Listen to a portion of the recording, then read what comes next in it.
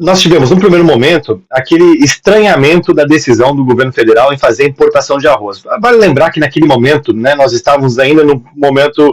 de crise no estado do Rio Grande do Sul, ainda estamos, mas era ainda um momento onde rodovias estavam bloqueadas por conta das enchentes e que até escoamento da produção do arroz do estado do Rio Grande do Sul estava prejudicada. E isso durou alguns dias e em seguida prontamente foi restabelecida. Neste momento, houve um ruído sobre um eventual desabastecimento do grão no país, e acho que essa foi uma das primeiras motivações do governo federal a aproveitar esse cenário para tentar fazer essa importação, essa ação de importação. Prontamente, quando a gente soube da ação de importação do arroz, nos causou estranheza primeiro, né, que foi descartado a importação de arroz do Mercosul, de parceiros aí nossos do Mercosul, até gerou um certo desgaste diplomático, algumas declarações do governo federal sobre especulação dos parceiros do Mercosul e uma preferência por buscar esse grão fora aqui do nosso continente, buscar no continente asiático, né?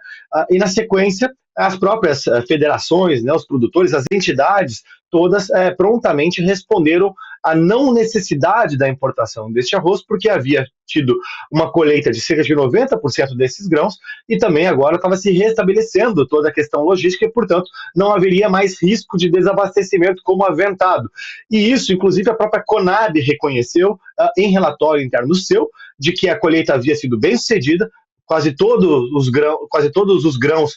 estavam colhidos e também, né, a safra tinha sido maior do que do ano anterior. Então, isso nos deixou aí com o pé atrás, né, dessa motivação, e também fizemos prontamente essa ação, movemos essa ação popular, eu, o deputado Marcel Van Hatten, o deputado Lucas Redecker, uma ação coordenada pelo Partido Novo, e que o Lucas Redecker, que é deputado pelo PSDB, se somou a nós. E conseguimos, na noite anterior ao leilão, uma liminar suspendendo o leilão, porque justamente o juiz atestou em primeira instância que não se verificava tecnicamente a necessidade de importação do arroz, porque não havia mais argumentos técnicos que justificassem um possível desabastecimento. Na manhã seguinte, o juiz, em segunda instância, revisou a decisão e deu uma interpretação completamente contrária, de que haveria um interesse público no tema e que nem entrou no mérito de haver ou não desabastecimento, mas que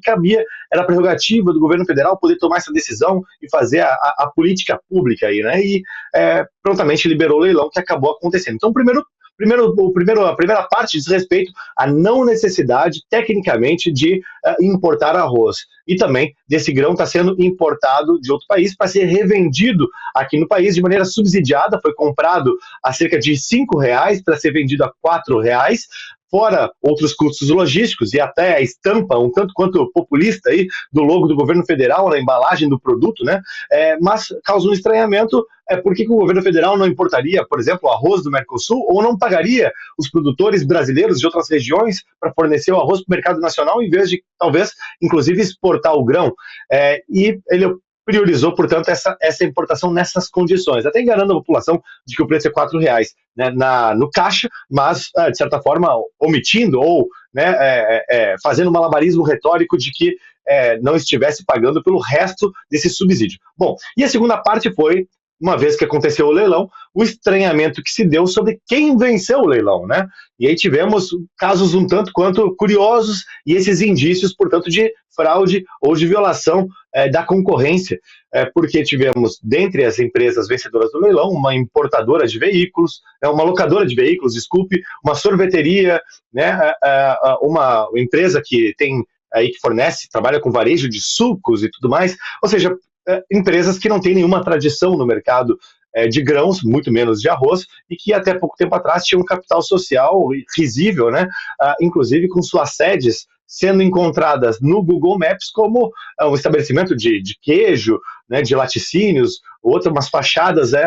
pequenas, ou seja, uma série de elementos suspeitos de que,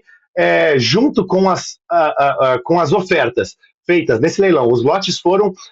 arrematados, todos eles por um valor de R$ 4,99 ou R$ 5, que era o preço máximo, num leilão onde o desconto máximo que daria o vencedor, ou seja, não houve desconto, foi 1 centavo de desconto. E ainda essas empresas não competiram entre si nos arremates desses leilões dos seus lotes. Então, são todo um conjunto de situações peculiares que moveram aí a nossa atenção, chamaram a nossa atenção e fizeram com que a gente então entrasse e fizemos isso, né? Primeiro, com um agravo interno da decisão de suspensão do leilão no Tribunal Federal da Quarta Região, como também ingressamos com uma ação no TCU, no Tribunal de Contas da União, e também estamos entrando no CAD, porque achamos que está se violando a livre competição, se colocando aí o recurso público, né, em mau uso, né, em possível mau uso, e também a gente não tinha a efetiva necessidade, como eu falei antes. Até é curioso notar que a Conab, que não se presta a ser uma estatal de arroz, onde importa arroz, embala, coloca o logo e revende subsidiando, está se prestando a isso, numa ação que eu considero equivocada do início ao fim, e realmente, como disse o professor Christian, um populismo sem limites.